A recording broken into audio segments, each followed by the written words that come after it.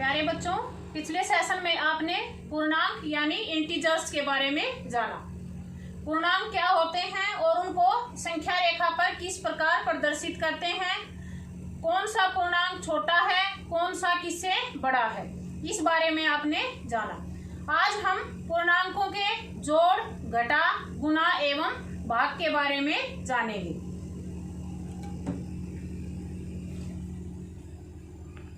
देखो, पहले वाला पॉइंट देखो आप, जब समान चिन्ह हो तो जोड़िए और वही चिन्ह लगाइए। यानी अगर समान चिन्ह है, दो पूर्णांकों का निशान अगर सेम है तो उन पूर्णांकों को हम जोड़ेंगे, निशान वही लगाएंगे जो उन दोनों पूर्णांकों के साथ होगा। जैसे -5 -7, दो पूर्णांक हमारे पास, एक -5 है, -7, दोनों के निशान सेम हैं, ये भी माइनस का है और ये भी माइनस का। तो दोनों पूर्णांकों को हम जोड़ेंगे, 7 और 5 12। निशान वही आएगा जो दोनों पूर्णांकों के साथ दिया गया है। दोनों पूर्णांकों के साथ माइनस का निशान है, तो 12 के साथ जो उत्तर आया हमारा, उसके साथ भी कौन सा चिन्ह आएगा? माइनस का।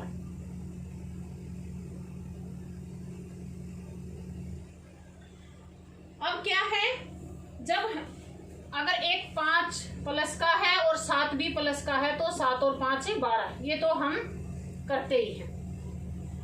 जब हमारे पास अलग अलग चिन्ह हो तो घटाकर बड़ी संख्या का चिन्ह लगाते हैं। अगर हमारे पास पूर्णांकों के दो पूर्णांक दिए गए हैं और उन दोनों के चिन्ह अलग अलग हैं, तो हम क्या करेंगे, पूर्णांकों को घटाकर जो भी हमारे पास बड़े वाली संख्या होगी, हम उनके साथ वही चिन्ह, जो बड़ी संख्या के साथ जो चिन्ह होगा वही चिन्ह हम लगाएंगे। कैसे? जैसे ये है -12 + 2। अब देखो, दोनों के निशान अलग अलग हैं, दोनों के साथ चिन्ह अलग अलग हैं। एक के साथ माइनस का है और एक के साथ प्लस का। ये माइनस का है और ये प्लस का। तो दोनों संख्याओं को, दोनों पूर्णांकों को हम यहाँ पर घटाएंगे। यानी 12 में से 2 गए 10। निशान कौन से का आएगा? जो संख्या हमारे पास बड़ी है, जो पूर्णांक हमारे पास बड़ा है।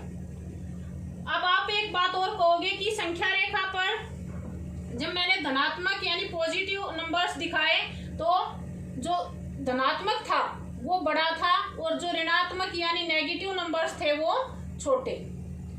तो यहाँ पर क्या है, हम इसके निशान को नहीं देखेंगे, चिन्ह को नहीं देखेंगे, हम सिर्फ संख्या को देखेंगे। जैसे 12 है और ये 2, तो 12 को और 2 को देखेंगे। 12 बड़ी है तो हम 12 के साथ जो चिन्ह है वो यहाँ पर लेंगे, यानी -10। अब अगला है जैसे -2 + 12। यहाँ पर क्या है, दोनों के निशान अलग अलग हैं, दोनों के चिन्ह अलग अलग हैं। 12 जो है ये प्लस का है और माइनस ये 2 जो है ये माइनस का है। दोनों संख्याओं को हम घटाएंगे, 12 में से 2 गए 10। अब चिन्ह कौन सा आएगा? जो संख्या बड़ी है। यहाँ पर 12 ही बड़ा है, लेकिन 12 के साथ अब चिन्ह कौन सा है? प्लस का। तो 10 के साथ भी कौन सा चिन्ह आएगा? प्लस का। अब अगला पॉइंट हमारा है गुणा के लिए। गुणा करते समय अगर चिन्ह समान है तो धनात्मक पूर्णांक आएगा और चिन्ह अलग अलग है तो ऋणात्मक। जब हम दो पूर्णांकों की गुणा करते हैं और उन दोनों के चिन्ह जो है समान है और हम उनकी गुणा करते हैं तो धनात्मक यानी पॉजिटिव जो है पूर्णांक जो है हमारा आएगा। कैसे? जैसे -2 गुणा -5, 5 की और 2 की गुणा करी, 5 दूनी 10। अब देखो, इनके चिन्ह एक जैसे हैं, ये भी माइनस का है और ये भी माइनस का। चिन्ह समान है तो धनात्मक पूर्णांक यानी ये प्लस का होगा। अब क्या है, -2 गुणा 5। अब देखो, चिन्ह अलग अलग हैं, 5 के साथ प्लस का निशान है और 2 के साथ माइनस का। तो 5 दूनी 10। अब क्या है, अगर निशान अलग अलग हैं तो कौन सा चिन्ह आएगा, ऋणात्मक यानी नेगेटिव। तो यहाँ पर हम क्या लेंगे, माइनस का। जिस तरह से गुना में है उसी तरह सेम जो है हम भाग के लिए करेंगे। भाग में भी अगर निशान सेम है तो चिन्ह किसका आएगा, जब हम भाग करेंगे जो उत्तर आएगा वो धनात्मक होगा हमारे पास। और अगर चिन्ह अलग अलग हैं और जब हम भाग करेंगे तो चिन्ह जो उत्तर है उसमें चिन्ह ऋणात्मक होगा। जैसे -40 भाग -10। अब हम 40 को 10 से भाग करेंगे। यहाँ क्या है, माइनस से माइनस कैंसिल हो जाएगा और 10 एकम 10 और 10 चौक 40 यानी 4 जो है हमारे पास प्लस का आएगा। और इसी तरह अगर ये होता -40/10, इसमें क्या है, एक इंटीजर माइनस का है और दूसरा प्लस का। हम अगर भाग करेंगे तो 10 एकम 10 10 चौक 40 तो क्या आएगा, -4।